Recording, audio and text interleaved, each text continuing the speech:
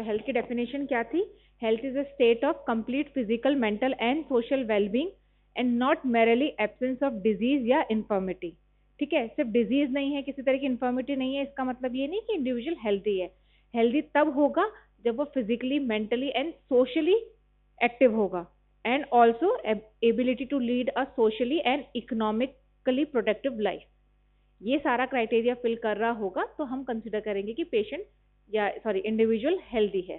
ठीक है, ये डेफिनेशन अच्छे से रट लेना, सबसे ज्यादा तुमसे वाइवा में पूछा जाएगा। लास्ट में कुछ नहीं आता तो बेटा हेल्थ की डेफिनेशन बता दो। ठीक है, तो कम से कम ये तो बता देना। ओके, तो फिर ये जो हमारा हेल्थ फॉर ऑल का कंसेप्ट क्यों आया? क्योंकि ये डिफरेंस ऑल्दो अभी भी है कि डेवलप्ड कंट्रीज और डेवलपिंग कंट्रीज के अंदर जो हेल्थ सर्विसेज थी, जो क्वालिटी ऑफ लाइफ थी, उसमें बहुत ज़्यादा डिफरेंस था उस टाइम पर। अब है, पर अब कंपैरेटिवली थोड़ा बहुत कम हो चुका है। ठीक है, तो उस टाइम पे बहुत ज़्यादा डिफरेंस था। जो डेवलपिंग कंट्रीज की जो पॉपुलेशन थी उसमें सिर्फ 10-20% पॉपुलेशन के पास में हॉस्पिटल्स या हेल्थ केयर सर्विसेज अवेलेबल थी। बाकी सब बहुत ज़्यादा, मतलब मोर्टेलिटी रेट्स बहुत ज़्यादा हाई थी डेवलपिंग कंट्रीज में। ठीक है, जैसे लाइफ एक्सपेक्टेंसी थी वो 30% लोअर थी देन डेवलप कंट्रीज। तो इन सब चीज़ों को कम करने के लिए हम चाह रहे थे कि हमारे पास में एक ऐसी अप्रोच हो जहाँ पे हम अलग अलग कंट्री के हिसाब से अलग अलग हेल्थ प्रोजेक्ट लेकर के आए। कंट्री खुद अपनी एक हेल्थ पॉलिसी बनाए जिसके अंदर वो मोर्टेलिटीज को रिड्यूस करने की कोशिश कर सके। वो अब हर कंट्री के बजट के हिसाब से होता है। ठीक है, हाँ, एक और चीज, तो 1943 में सर जोसेफ बोरे ने बोर कमेटी बनाई थी। ये कमिटीज होती है एक तो कुछ कुछ, इसमें बोर कमेटी रिलेटेड है इसलिए बोर कमेटी के बारे में बात कर रहे हैं अपन। पर इस पे क्वेश्चन आता है ना नीट में, तुम याद कर लेना, Bhore committee, Shrivastava committee, Mudaliar committee, ये सारी कमिटीज है। उस पे क्वेश्चन आता है कि मतलब इन कमिटीज का ऑब्जेक्टिव दे देंगे कि this objective is related to which committee, फिर वो सारी कमिटीज का नाम दे देंगे। इस तरह से करके इसके ऊपर क्वेश्चन आता है। यूजुअली एक आधा क्वेश्चन हर दूसरे तीसरे साल में इसके ऊपर आ ही जाता है कमिटीज के ऊपर। तो ये सारी कमिटीज याद करके रखना। ठीक है, बोर कमेटी ने क्या कहा था कि हमें हेल्थ फैसिलिटीज हर सिटीजन को अवेलेबल करानी चाहिए है, भले ही उनकी कोई भी एबिलिटी क्यों ना हो पे करने की, चाहे वो पे कर पाए या ना कर पाए, हर इंडिविजुअल के पास में इक्वल चांसेस होना चाहिए हेल्थ फैसिलिटीज को एक्सेस करने के लिए। ठीक है, जो है बोर कमेटी थी, जो बोर कमेटी थी उसने क्या कहा था कि जो पुअर कंडीशन है, पुअर हेल्थ है, उसके कॉजेज के ऊपर फोकस किया था। मतलब इनसैनिटरी जो कंडीशंस है, माल न्यूट्रिशन हो गया, मेडिकल सप्लाईज की जो इनएडिक्वेसी है हमारे पास में, और हेल्थ एजुकेशन की जो कमी है, उसके ऊपर फोकस करने के लिए बोर कमेटी बनाई गई थी। उसका एजेंडा था कि जो पुअर हेल्थ के कॉजेज हैं हम उसके ऊपर फोकस कर सके। ठीक है, दूसरी बात, एक और इम्पोर्टेंट चीज जो बोर कमेटी के आने पर हुई थी कि इंडिया पहली ऐसी कंट्री बना था जिसने फैमिली प्लानिंग के ऊपर प्रोग्राम लॉन्च किया था। वर्ल्ड में हम पहली कंट्री थे जिसने फैमिली प्लानिंग के ऊपर प्रोग्राम लॉन्च किया था, और पहला प्राइमरी सेंटर भी हमने एस्टेब्लिश किया था। ठीक है, फिर क्या हुआ था, 1977 में वर्ल्ड हेल्थ असेंबली ने हेल्थ फॉर ऑल लॉन्च किया था। ठीक है, कंट्रीज अपना अपना अलग अलग काम कर रही थी, बट सबको एक अंडर अम्ब्रेला लेके आने के लिए हमने जो वर्ल्ड हेल्थ असेंबली थी उसने हेल्थ फॉर ऑल लॉन्च किया था, जो हमें बाय 2000 कंप्लीट करना था। ठीक है, इसमें हेल्थ फॉर ऑल का क्या डेफिनेशन दी थी उन्होंने? उन्होंने कहा था कि health for all is defined as attainment by all citizens of the world by year 2000 AD a level of health that will enable them to lead a socially and economically productive life। ठीक है, ये health for all की definition थी जो world health assembly ने दी थी। ये सिर्फ तुम्हारी नॉलेज के लिए है। देखो क्वेश्चन जिस पे आएगा वो मैं बता दूंगी। Primary health care mainly important है, देखो इसमें से और ज्यादा चीजें हैं नहीं। ठीक है, अब हेल्थ फॉर ऑल का क्या मतलब था? हेल्थ फॉर ऑल का मतलब था कि जो हमारी सर्विसेज है वो लोगों में इवनली डिस्ट्रीब्यूट हो, पुअर को भी इतनी ही सर्विसेज मिल सके जितनी रिच को मिलती है।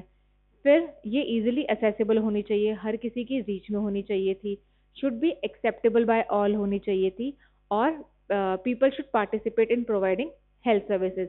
यहीं से फिर हमने आशा एएनएम इनका कंसेप्ट लिया था कि कम्युनिटी के लोगों को हेल्थ केयर, खुद की हेल्थ के लिए इन्वॉल्व करना था हमें। ठीक है, फिर नॉट इम्पोर्टेंट।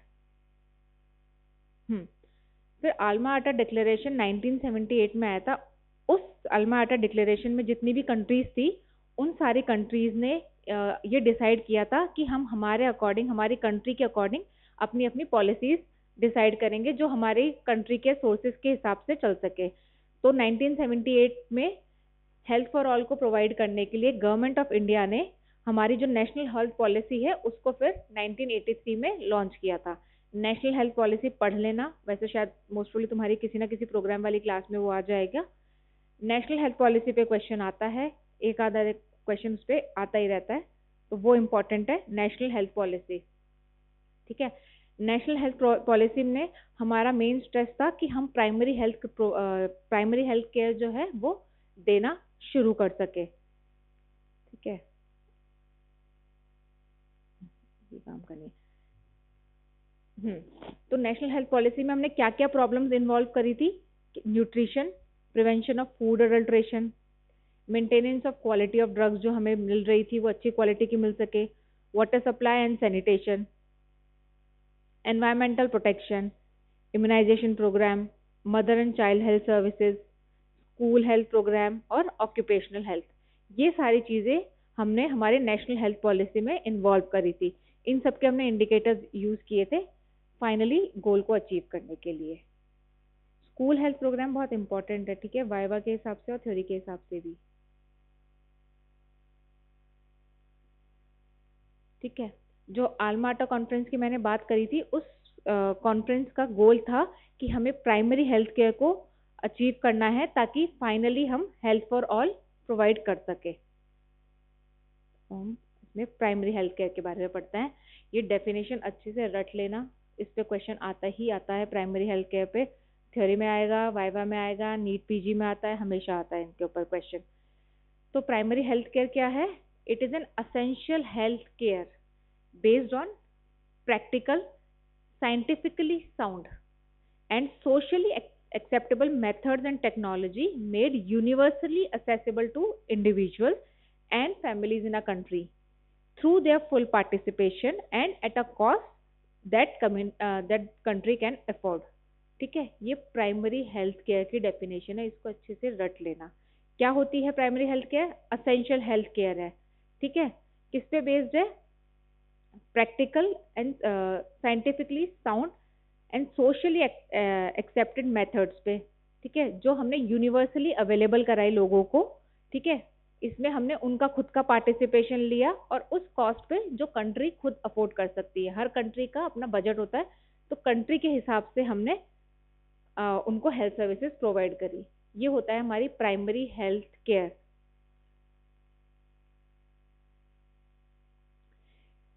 एक होता है principal of primary health care, दूसरा होता है elements of primary health care. दोनों के ऊपर क्वेश्चन आता है, दोनों में तुम कंफ्यूज हो जाते हो कि प्रिंसिपल कौन से हैं और एलिमेंट्स कौन से हैं।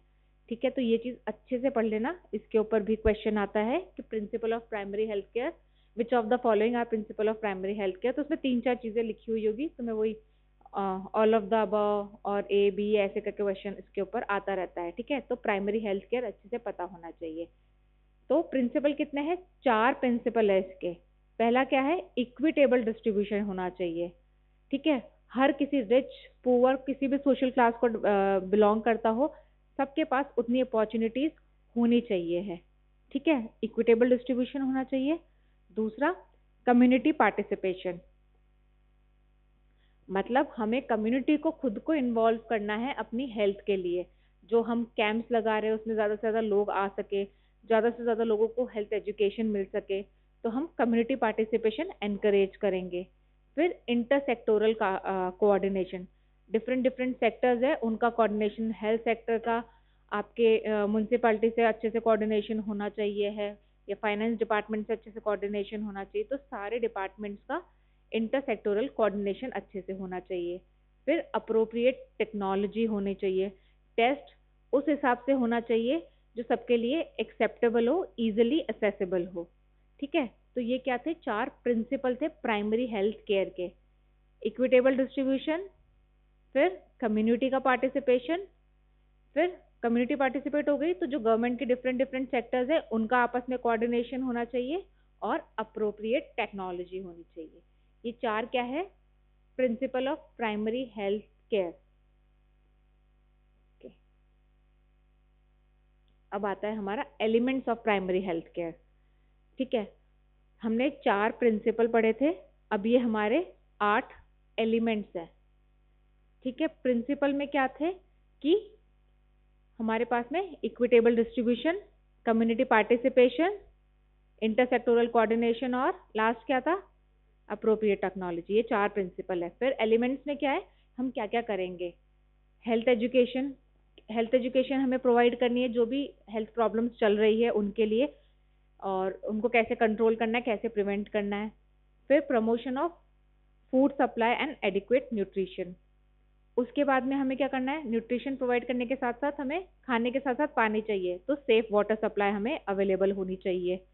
ठीक है, उसके बाद में हमारे पास में क्या आता है, मदर एंड चाइल्ड, हमेशा इंपॉर्टेंट होता है मदर एंड चाइल्ड, तो maternal and child health care including family planning हमारे पास।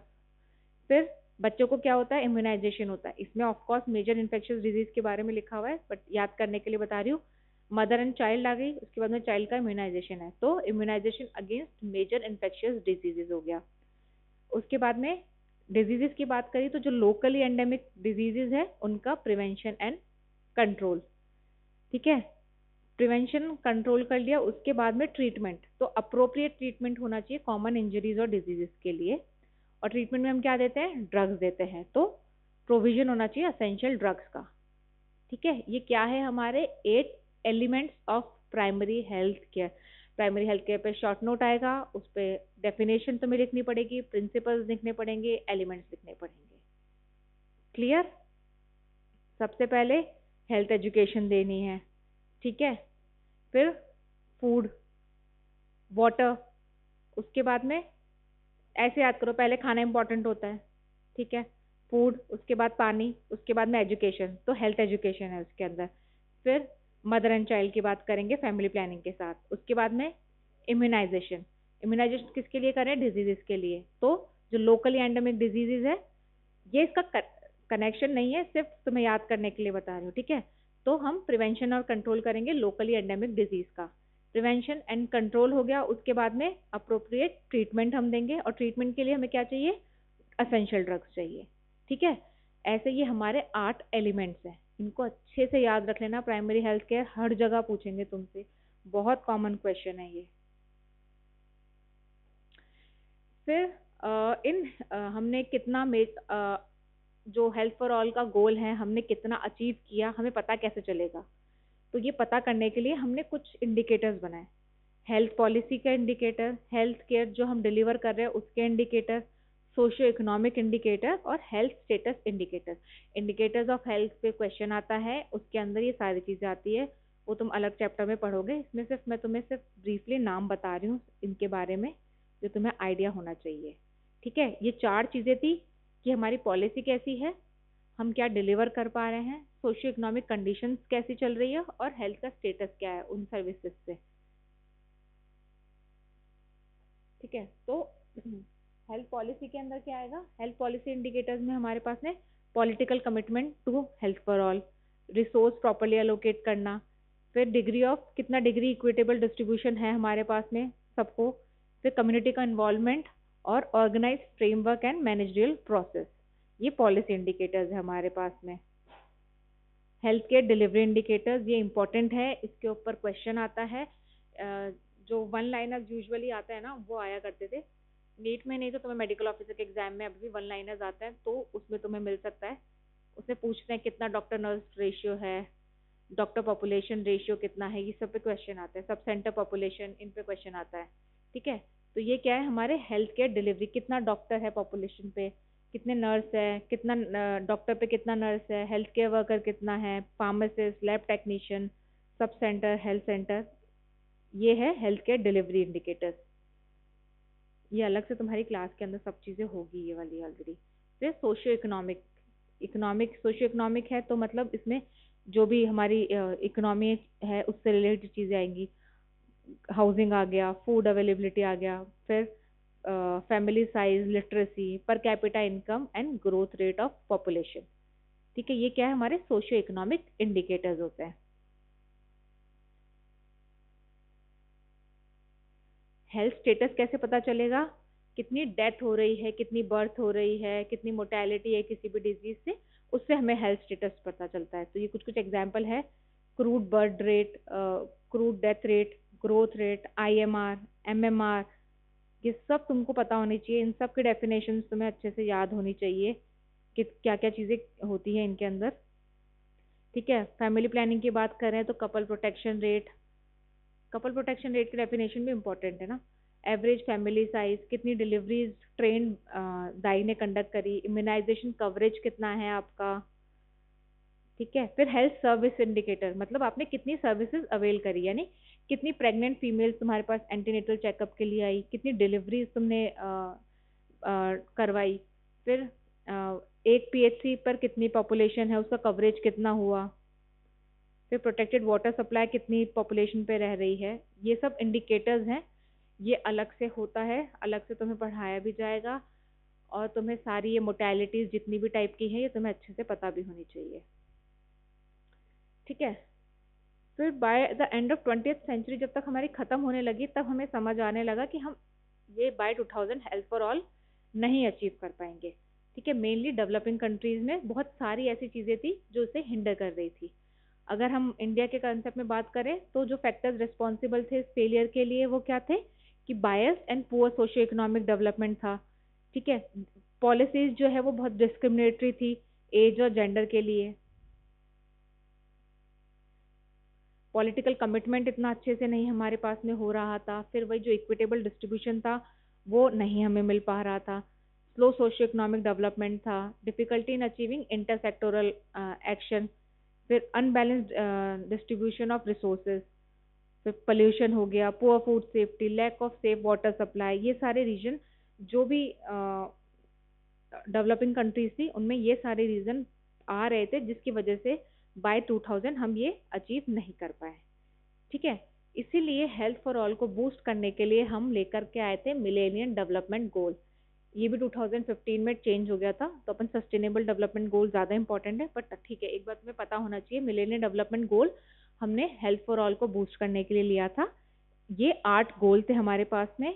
इसमें पहला था eradicate extreme poverty and hunger, second था achieve universal primary education, third is promote gender equality and empower women, fourth is reduce child mortality, fifth improve maternal health, फिर combat HIV, AIDS, malaria and other diseases, ensure environmental sustainability and develop global partnership for development।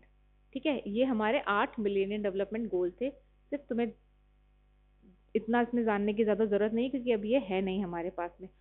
हम अब follow करते हैं sustainable development goals को।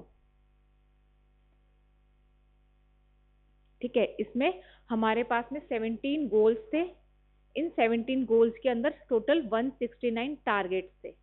ठीक है, 17 गोल थे, 169 targets थे।